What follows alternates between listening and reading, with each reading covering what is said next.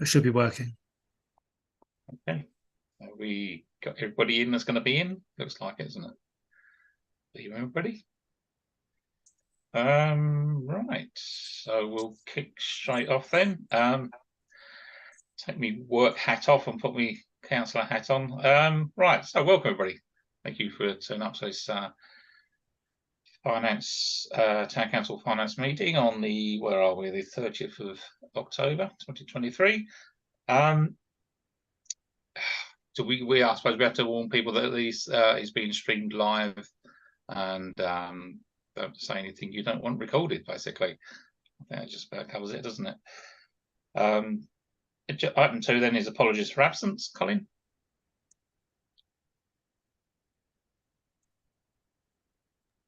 I don't think there have been any apologies. Everyone's here, aren't they? I think so.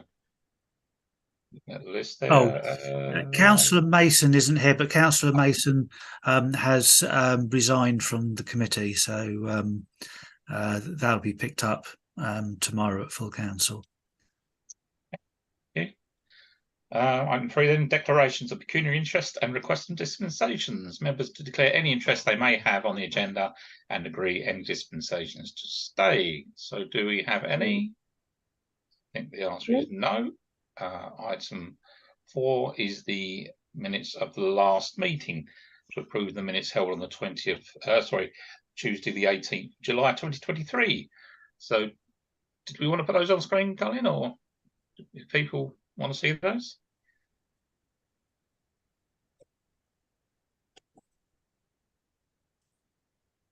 Okay. Scroll down there. So I don't know what the page number there. Page 1. Okay. Can you make? I'll say, can you make it a bit fuller? Is there any column on the right saying action points? Oh, there we go. So there's none on that page. I'll move down then, please. Okay. Nothing there. Okay. So can I have a proposer to approve these minutes? So it's Councillor Hanlon, seconded by Councillor Liz Smith. All those in favour? Show. Yes, carried. Thank you. Item 5 is actions arising from as a result of any matters arising from the minutes held. I don't think there was anywhere, so we'll move on again. Item 6 is the public forum. Do we have anybody in the public forum? No. Doesn't look like it. No. Okay, thank you. Item 7 then is the RFO report, which you had attached earlier or last week. Item 8, Colin. Thank you, Chair. So I don't know whether anyone has any particular questions about the first part in terms of the comment on the budget report. There's anything there particularly? I've got Councillor Andre and Councillor Lucarini. Just to mention on account 300, the Arts Centre, the overspend there is really substantial. I guess that could be partly to do with future purchase of future stock. There's a similar problem with the next line, 300 and 320. Is any of that element of overspend to do with advanced purchase of stock? Well, some of it will be certainly for the kiosk and coffee bar. That will mostly actually be staffing costs. The individual costs of stock, there's not a huge amount, I don't think, Kerry. That's a shake of the head.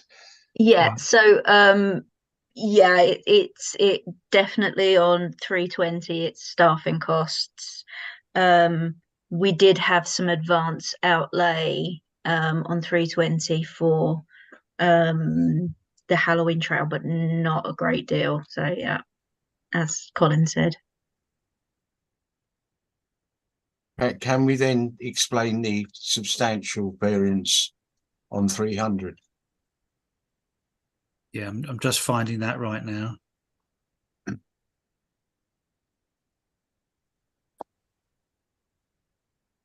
It's all on the expenditure front, which leads me to think that may be a similar issue. Yeah, there we go. So I'm just looking on my own screen at the details. So let's have a look.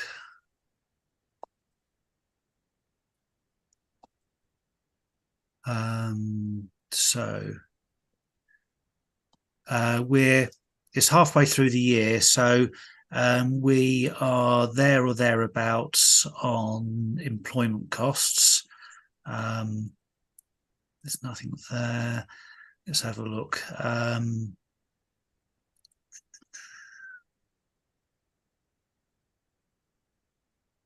Okay, so some of it, just looking through, is new equipment. We've pretty well spent out that budget, but it's only a few £1,000s. IT support contract, we've paid for that, but obviously some of those costs are one-off costs for the entire year, so that they appear larger at the moment, but they'll gradually get smaller. Equipment maintenance on the technical side, we've had quite a hit on that, about 2,900 more than we budgeted, but that's a contribution to a sinking fund in the reserves. So there's quite significant earmarked reserves, and the money simply flows, ebbs and flows. So if one year we underspend, we put money into the earmarked reserve. This year, clearly, we're going to be taking money back out. Oh yeah, well, artist charges are up, but then of course the ticket sales are up as well. So we've the more activity we have, the more you'll see there, and that's reflected in artist hospitality, artist accommodation. So we've basically, the budget that was written was an assumption on a certain level of activity post-COVID, and we've exceeded that. So you'll see it on the expenditure, but also on the income. So if we look at ticket sales are 2/3 up compared to where we'd normally expect them to be. Merchandise is 2,000% up in terms of income where we'd expect it to be. It looks like it's not stock, it's extra activity. Bar purchases are actually down on where we'd expect them to be. Right, I had to say, because it's 6 months in, it's a good time to look back and say what's going right and what's going wrong. The whole point about this is the income is exactly on track. There's no increase in the income, but a huge increase in the expenditure. And if it's not advanced purchase, then I think that's worrying, and perhaps something we should look back at later when we've got other information. I can help you with that, Councillor Andre. Because of COVID and reopening, we didn't know how well we were going to perform. So in the budget, the council set aside income deficit support of £94,000. None of that has been allocated because we haven't needed to. So the fact that the income is where you expect it to be, more or less, it's on 51.8, so it's slightly, very, very slightly up. But we expected to have put £47,000 of income support into that. That's fine. That explains that entirely. Then, thank you. Could I just raise one other issue? It's the on the spot thing. There's a surplus of 1,500 there on a relatively small budget. Is that something that's not being done? This is 520. Is that activity that's not being undertaken, or is it just a saving on what we have done?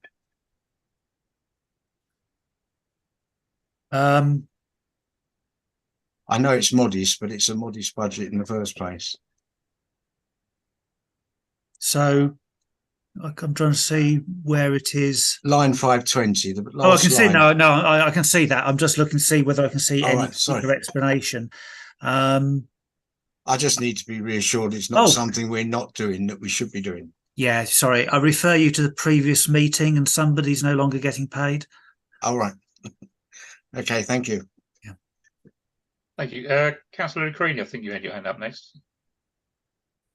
Yeah, just wondered about the exhibition we've just had, what impact that's had on the budget. I'll look to Kerry. I personally haven't seen a detailed return yet of the exhibition. Obviously, it was still going in September. It finished in September, so it wouldn't be shown in these figures anyway. But Kerry, I expect, and we will require at some point a financial outturn, so we know how the exhibition did. Are we anywhere close to that? As you mentioned, this is just at the end of September, so I'm looking to do a wrap up at some point in the next few weeks. Overall, obviously, we had the ticket sales from the exhibition and the merchandise sales, which we got a cut of, which was very good. But obviously, during that period, we didn't have any bar sales, etc. So the expenditure on bar supplies and bar income went down. So I think it's quite a balancing act, but I'll definitely sort out a wrap up report on that. I'll work with Lisa on that to make sure that we've got a full explanation of how it's impacted financially. Thank you. Thank you. Councillor Hanlon, I think I saw next, and then Councillor Burns. Thank you, Chair. Yeah, on 502, the zone, it says about, expenditure, which is good, is under control, and the cafe sales are strong. Is there any reason for that? Is there sort of been added people coming in, or is there added facilities or what have you on that, please? I don't know whether whether you can tell that from the financial report to exactly how come the figures are what they are.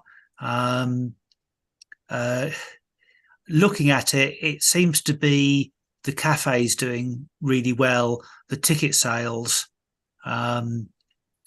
seem to be lower, and one of the things that I've queried is we just need to look again at that to see how come the ticket sales to the zone are so much less, but the cafe sales are so much higher, and whether the ticket sales are actually in the cafe income. Yeah, because I noticed there's a 41,000 deficit on that sort of total. It hasn't got the minus sign. Yeah, well, it wouldn't. 41 has got the minus sign. Sorry, it's over in the. Oh yeah, the one next to it. Yeah. Right. Okay. Thank you, Councillor Burns. Thank you.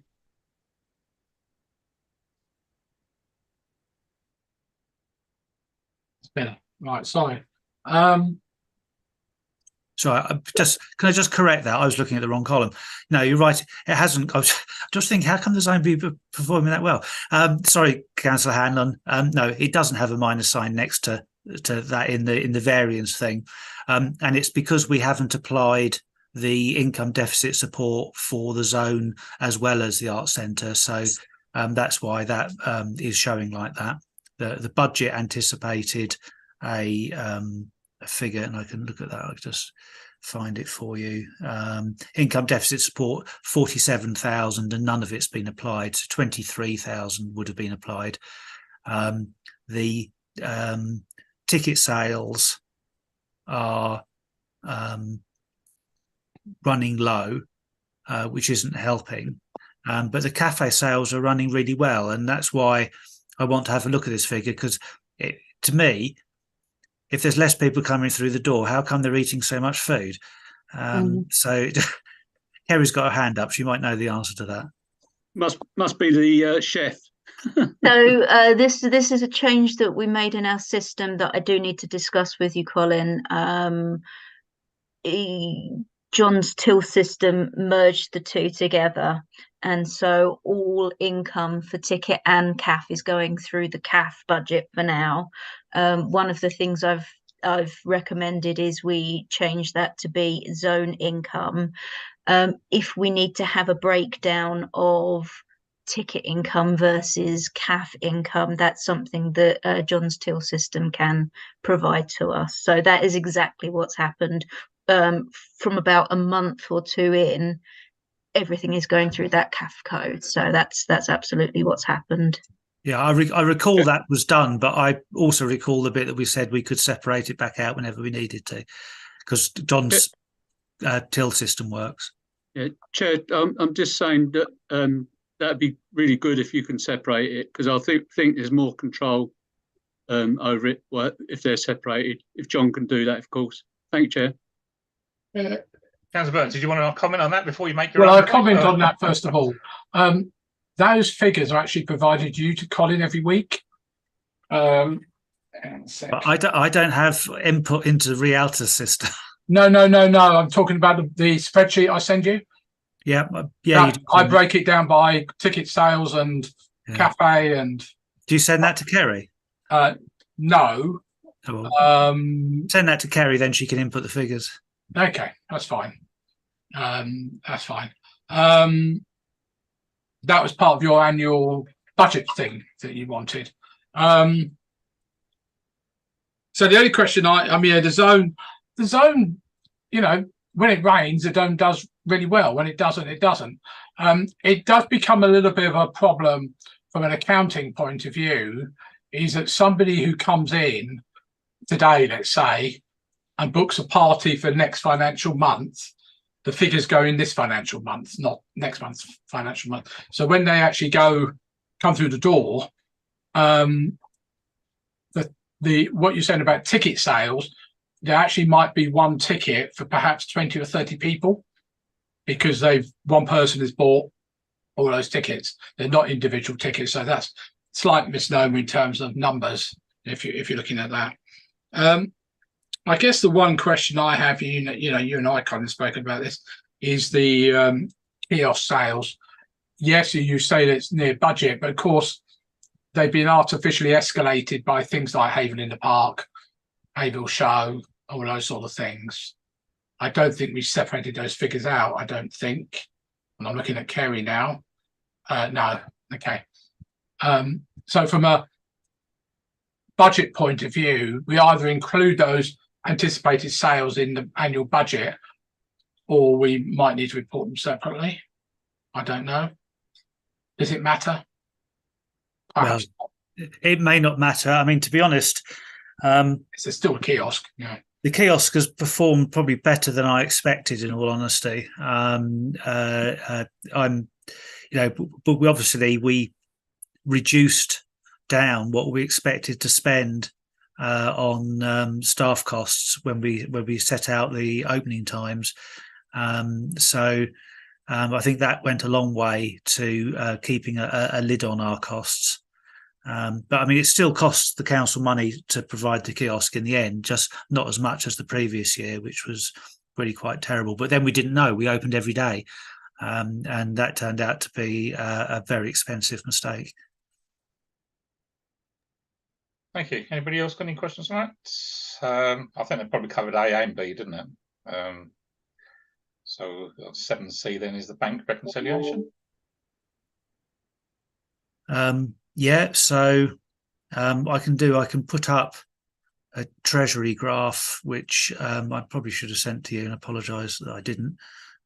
So if I just share my screen.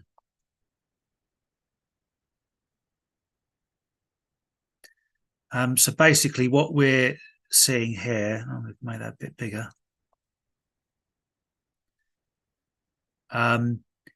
is if you compare where we were September 22 with September 23, you get an idea of how the different funds are held.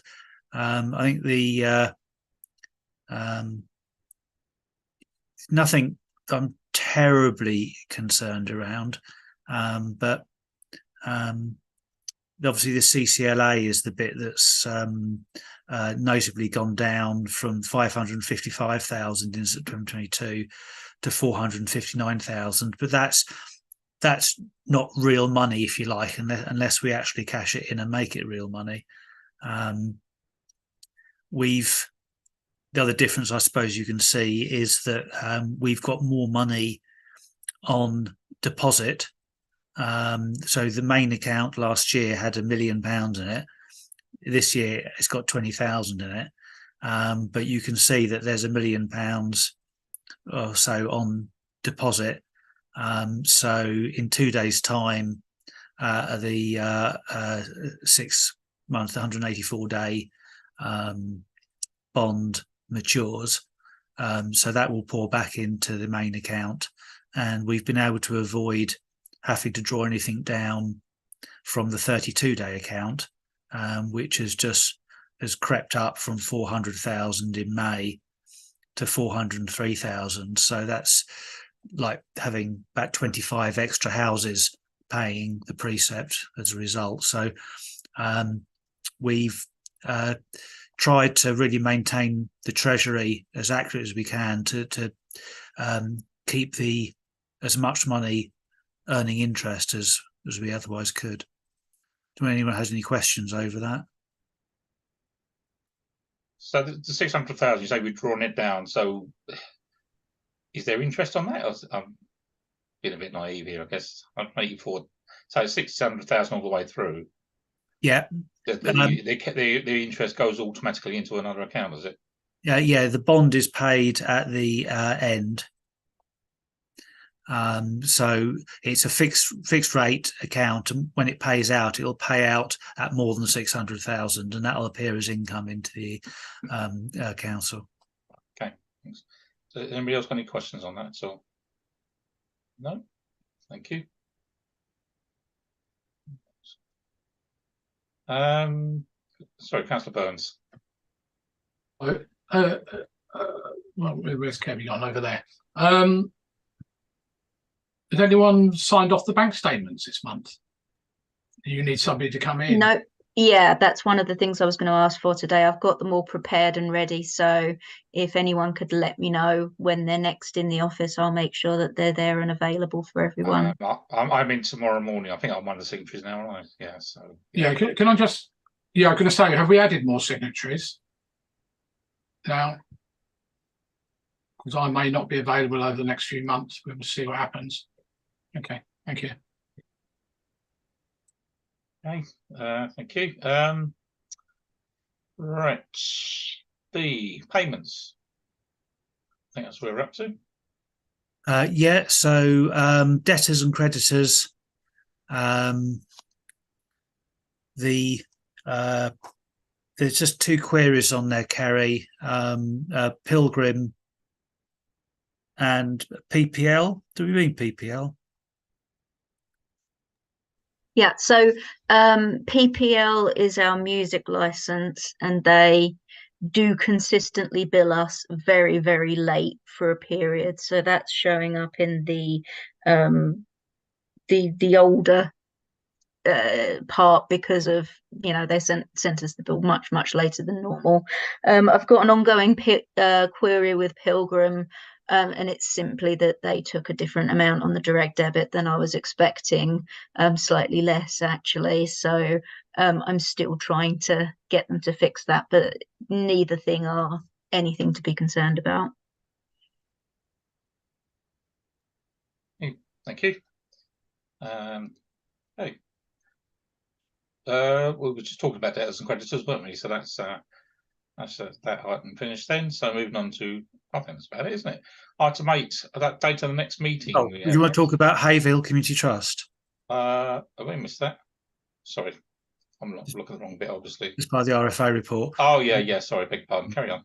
The Haverhill Community Trust, again, because the performance is okay, there's £56,000 in the main account.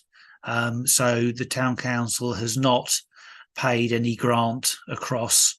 The budget for the community trust for the town hall includes an assumption that a grant will come from the town council, and we won't pay that unless it looks like the community trust is heading for a cash crisis, because we get interest on that money, so we keep it in the council coffers for as long as possible and only pass it across to the community trust when they actually need it. The aim is that at the end of the financial year, the community trust is in the black, but only just, because you'll know that it applies for lots of grants. Karen and Sandra, etc., and Dan and Sarah all apply for various grants through the community trust. And the guarantee question that every grant making trust asks is how healthy are your reserves?